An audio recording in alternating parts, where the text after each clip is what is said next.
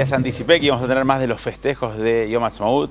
Ahí tuvieron, y los que están interesados en más imágenes de Jerusalén por Yom Yerushalayim, que es el próximo domingo, también vamos a tener más música e imágenes de Jerusalén en un material producido por la televisión israelí. Vamos a ver un tema que puede ser curioso, pero es una novedad interesante. Hay diferentes etnias tienen diferente predisposición a enfermedades genéticas, y los judíos también tenemos predisposición a determinadas enfermedades genéticas.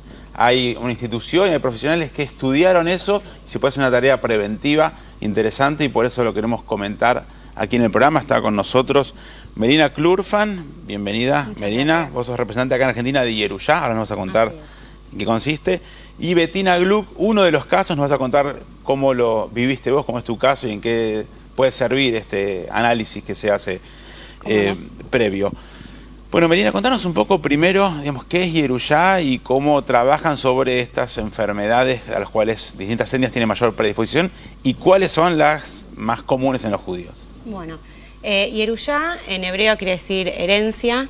El nombre viene por la herencia genética que nosotros recibimos. Las enfermedades genéticas, si bien son infrecuentes en su mayoría, se caracterizan por tener distintas frecuencias en las distintas etnicidades. Tal es el caso de la población judía, en especial la población judeo-ashkenazí. Esto se debe a que las comunidades en Europa, alrededor del siglo X, IX, eran comunidades pequeñas y aisladas genéticamente, no solo de comunidades judías, sino también de no judías.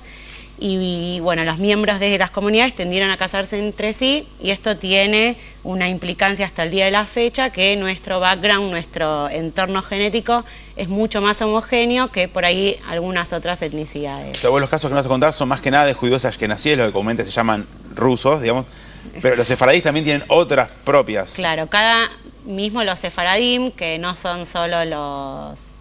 hoy en día en Argentina tendemos a decir sefaradí a los que vienen de Marruecos, o vienen de Egipto, o Siria, o España. Sin embargo, sefaradí viene solo de España y Portugal. Sin embargo, cada una de estas etnicidades tiene sus enfermedades propias, así como los judíos de Marruecos tienen las propias, los de Siria tienen las propias. Sin embargo, todos los ashkenazim es más homogéneo y las enfermedades suelen ser más graves. Por eso es que existen planes de prevención para detectar a portadores de enfermedades genéticas frecuentes en judíos. Sí, para no quedarnos con el tema así como preocupante, bueno, te va a pasar esto, digamos, bueno, no es tan frecuente, pero además, digamos, lo que ustedes ofrecen es la posibilidad de que uno estudie la probabilidad o qué tipo de enfermedad puede desarrollar, algo así. Exacto, las enfermedades de las cuales estamos hablando, de las enfermedades genéticas frecuentes en judíos, existe un grupo de más de 18 enfermedades que hoy se revisan para detectar a portadores.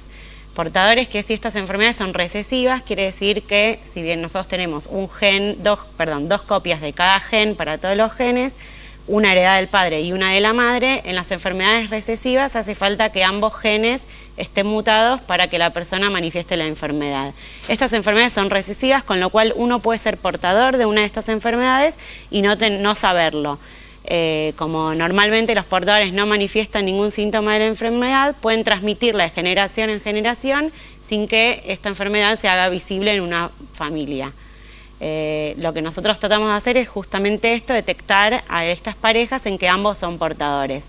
Existe un sistema de detección que se llama screening, lo que se llama un tamizaje genético, que con una simple muestra de sangre se hace un análisis de las mutaciones frecuentes en judíos y se detecta si la persona es portadora, sí o no, de cierta enfermedad. Contame ya dónde se hace, si es muy caro, qué hay que hacer. Bueno, los exámenes son caros, se revisan muchísimas mutaciones. Hoy se habla de un panel aproximado de 18 enfermedades, entre ellas las más conocidas o las más frecuentes son la enfermedad de Canavan, la enfermedad de la fibrosis quística, Tay-Sachs, disonomía familiar, y bueno, la lista sigue, son muchísimas, y lo que se hace es, mediante una simple extracción de sangre, nosotros estamos en contacto con una institución en Israel que se llama el Bnei Zion Medical Center. Nosotros enviamos de aquí hacia allá las muestras, ellos revisan el panel que se llama el panel judeo-ashkenazí, y esto nos vuelven a nosotros los resultados, que obviamente son dados y a través de una consultoría genética con profesionales. Somos un grupo de bioquímicos, médicos genetistas, licenciados en consultoría, que damos todo el asesoramiento a las parejas que están buscando tener hijos o que están en la edad de planificación familiar, para que puedan saber su bagaje genético y en base a esto tomar decisiones reproductivas informadas. Betina, contanos tu caso, digamos. Bueno. ¿Cómo te enteraste vos? ¿Qué es lo que hiciste? Bueno, fue un largo camino. Yo tengo 2 hijos, un hijo de 15 años y una hija de 9 años. Recién a los 6 años pudimos encontrar el diagnóstico, después de haber pasado por un largo camino buscando y confundiendo la enfermedad por otras, porque no es conocida acá en el país. Y finalmente logramos... esta enfermedad tiene una característica... mi hija tiene disautonomía familiar congénita.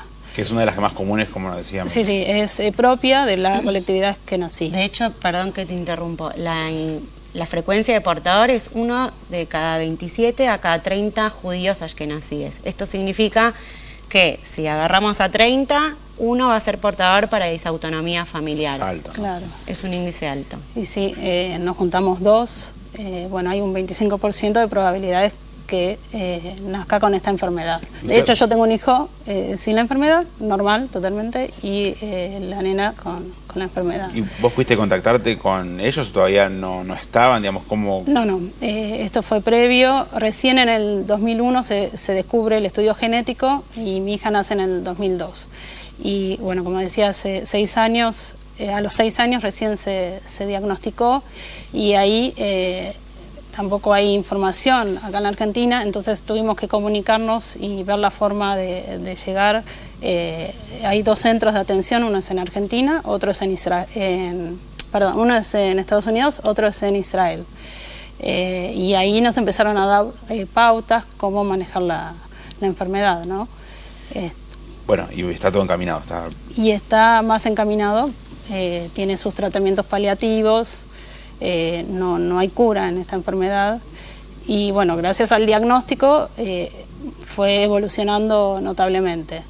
Lo que es importante transmitir es que si bien el diagnóstico no ayuda a la cura, los chicos que son diagnosticados con enfermedades genéticas que por ahí son raras y la comunidad médica las desconoce, muchos de estos chicos lo que sufren es que son mal diagnosticados o los diagnostican para vómitos cíclicos, epilepsia, cuando hay claros síntomas de que es una enfermedad genética frecuente. Bueno, claro, para que tiene esta información de estas enfermedades genéticas. Por eso lo que le decimos a la comunidad judía es que en casos de alguna enfermedad genética o que no sepan bien de dónde viene una enfermedad, que les recuerden a sus médicos, a sus obstetras, a donde se atiendan, que existen enfermedades frecuentes en judíos, y por ahí con solo recordarles esto ayudamos a muchos chicos que deben estar sin diagnóstico, dando vueltas. Vamos a repetir, ahí están los datos de contacto. Entonces, vos decías que son caros, pero ustedes tienen la subvención de este hospital de Israel. Nosotros tenemos la subvención de un hospital, somos una entidad sin fines de lucro. Nuestro objetivo es que todos los judíos puedan saber de que esto existe, de que existen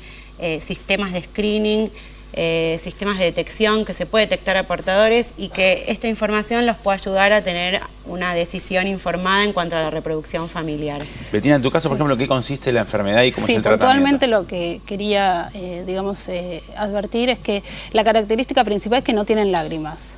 O sea, no tuvieron ni tienen lágrimas nunca. Lloran sin lágrimas. Entonces esa es una característica fundamental para detectar la enfermedad, de hecho fue la que se le detectó. Y otra característica, no regulan la presión, no regulan temperatura, tienen problemas respiratorios, hacen muchas neumonías a repetición. Bueno, si alguien tiene todos esos síntomas, probablemente se trate de disautonomía familiar. Tendría que consultar con especialistas que estén... Nosotros tenemos especialistas, médicos genetistas que pueden asesorar incluso a los médicos, a las familias, y es muy importante que sepan que esto existe. De hecho, se estima que 1 de cada 5 judíos de origen ashkenazí porta alguna de las 18 mutaciones. O sea que acá mismo agarramos 4 o 5 y las frecuencias son altas. Esto no quiere decir que todos estamos en riesgo de tener hijos con enfermedades altos. Lo que sí significa es que esto existe, que uno se puede advertir y mediante un simple análisis de sangre se puede evitar problemas a consecuencia. De hecho, hoy en día para nosotros nos parece súper nuevo o nunca escuchamos hablar de esto. Sin embargo, dentro de la comunidad ortodoxa existe un programa de detección que se llama Dor Yeyarim, existe hace muchísimos años. Lo que se hace a los chicos cuando están en edad de reproducción o terminan el colegio secundario, le sacan sangre y le dan un pin. Ese pin, a la hora del rabino de hacer el shidduch, llama a la institución Dor Yeyarim y da los 2 pins. Si hay compatibilidad genética, los presentan, y si no, ni siquiera los presentan y los presentan con otro. Con lo cual esto es algo que existe hace mucho tiempo. Desafortunadamente en la Argentina los avances tecnológicos no fueron paralelos a la educación genética, entonces muchos de nosotros no sabemos que esto existe, de que se puede detectar, que se puede informar, y por eso es que nos es muy importante a toda la comunidad médica, a todos los que están viendo el programa, que hablen de esto, y a todos los que estén en edad de reproducción familiar, nos llamen, puedan venir a una consultoría genética sin cargo, a escuchar qué es esto, qué se puede hacer, y después también qué pueden hacer con la información. Ah, hay consultoría sin cargo. Sí. Eso es importante, Importante. porque empezamos diciendo que era muy caro. O sea, el examen fuera de Yerusha es caro. De hecho, hay pocos laboratorios que hacen algunas de las enfermedades, y por ahí el panel completo está en más de $800, más de $700. Pero perfecto, por suerte tienen la subvención de esta institución israelí. Muchísimas gracias, Betina, por haber venido, y nos alegra que tu hija esté encaminada. Bueno, gracias. Gracias, Melina, por el servicio que están dando. Ustedes tuvieron todos los datos, tienen todos los datos para contactarse. Hay enfermedades genéticas en distintas etnias también, entonces en los judíos ashkenazíes, los de Europa Oriental, muchos en Argentina, vamos a estar interesados en recibir esta consultoría.